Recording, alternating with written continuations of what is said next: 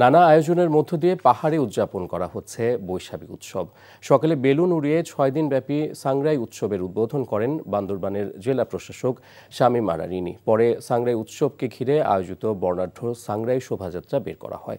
এতে মারমা, ম্রো, খুমি, চাকমা, তঞ্চঙ্গা, ত্রিপুরা, বম, লুসাই সহ 11টি ক্ষুদ্র নৃগোষ্ঠীর তরুণ তরুণী, শিশু কিশোর, নারী পুরুষেরা নিজস্ব জাতিসত্তার পোশাক পরে শোভাযাত্রায় অংশ নেন।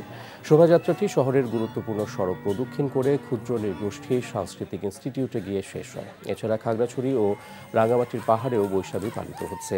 এর আগে নদীতে ফুল ভাসানোর মধ্য দিয়ে পার্বত্য 3 জেলায় 3 দিনব্যাপী বৈশাখীর মূল আনুষ্ঠানিকতা শুরু হয়।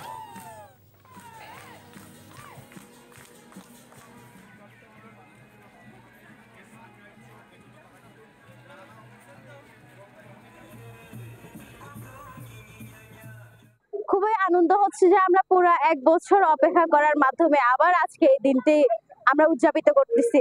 সবাই মিলে ঐক্যতানের সাথে আমরা সুন্দরভাবে বসবাস করি। এতে আমাদের বাংলাদেশের উন্নতি ও সমৃদ্ধি প্রতিনিয়ত আরো বিশ্ব দরবারে আমন্ত্রিত হচ্ছে।